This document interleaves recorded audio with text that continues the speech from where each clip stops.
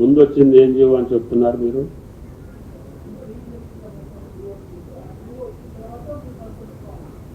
లేదు, ముందు Medigadda sanction GO వచ్చింది, తర్వాత సబ్ కమిటీ రీఇంజనీరింగ్ కి సంబంధించినటువంటి జీవో 15 రోజుల తర్వాత వచ్చింది.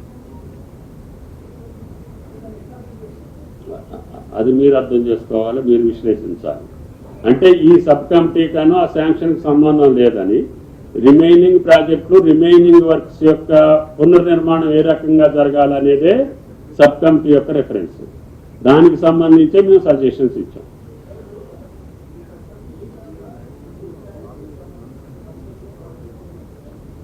లేదు, అసలు ఆ టర్మ్స్ ఆఫ్ రెఫరెన్సే లేదు, ఎగ్జిస్టింగ్ ప్రాజెక్ట్స్ యొక్క స్థితిగతుల మీదనే.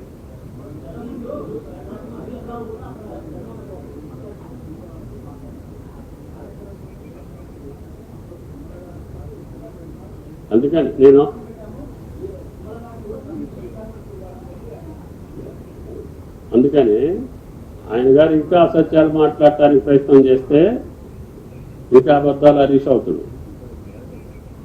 నేను అందుకని మీకు చెప్పేది, నాకు అబద్ధం ఆడాల్సిన అవసరం లేదు.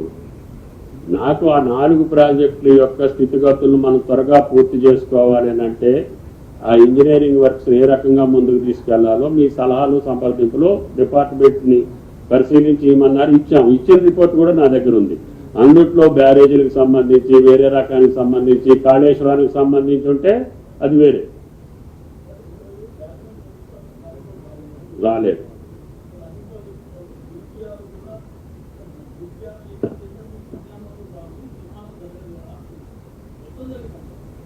అందుకని క్యాబినెట్కి వచ్చినట్టు ఏదన్నా ప్రూఫ్ ఉంటే గురువు గారు తీయమని చెప్పండి.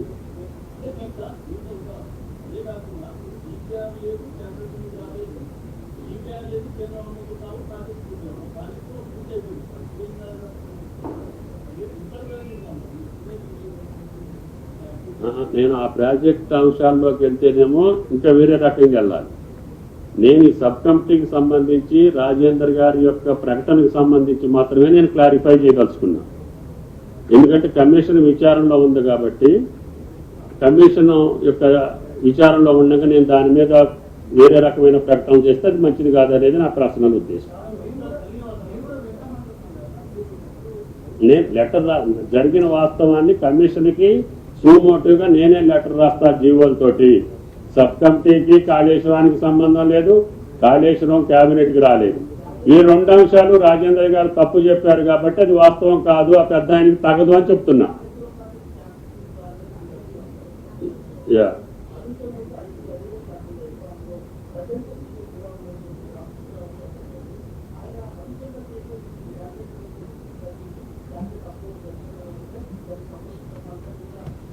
ఆయన గారు చెప్పింది నాకు సంబంధం లేదు. క్యాబినెట్కి వచ్చినట్టుగా ఆయన క్యాబినెట్ అప్రూవల్ ఇవ్వమనండి, లేకపోతే ఆయన రాసింది కూడా ఆ ఫైల్లో ఉంటుంది.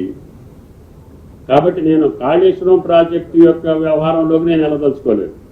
నా సబ్ కమిటీకి సంబంధించి, నేనున్న సబ్ కమిటీకి సంబంధించి ఈ యొక్క ప్రకటన కరెక్ట్ కాదు రాజేంద్ర గారిది.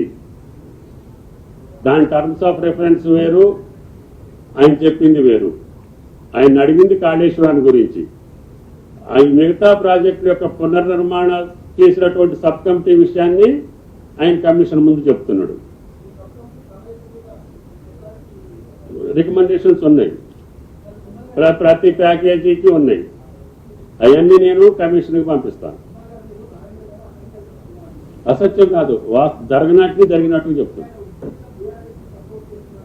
అది మీరు విశ్లేషించాలి. నేను ఇంట్రడక్షన్లోనే చెప్పానుగా, నాకే అవగాహనకు రావట్లేదు ఆయన ఎందుకు అట్లా మాట్లాడిండని. అంత పరిస్థితి ఏమొచ్చింది అనేది కాదు. మీకేమనిపిస్తుంది?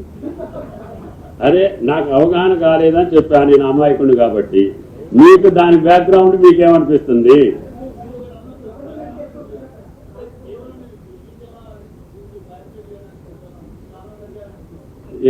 అట్లా కాదు.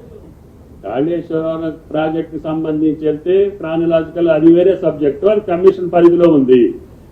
ఆయన నిన్నిచ్చినటువంటి వాన్మూలంలో నాకు సంబంధం లేని సబ్ కమిటీ అది అప్రూవ్ చేసినట్టుగా, అది క్యాబినెట్ అప్రూవ్ చేసినట్టుగా ఆ పెద్ద ఆయన చెప్పటం అనేది అసంబద్ధం, అవాస్తవం. అది ఎందుకు చెప్పారనేది ఆయన విశ్లేషించుకోవాలి, ఆయన ఆలోచన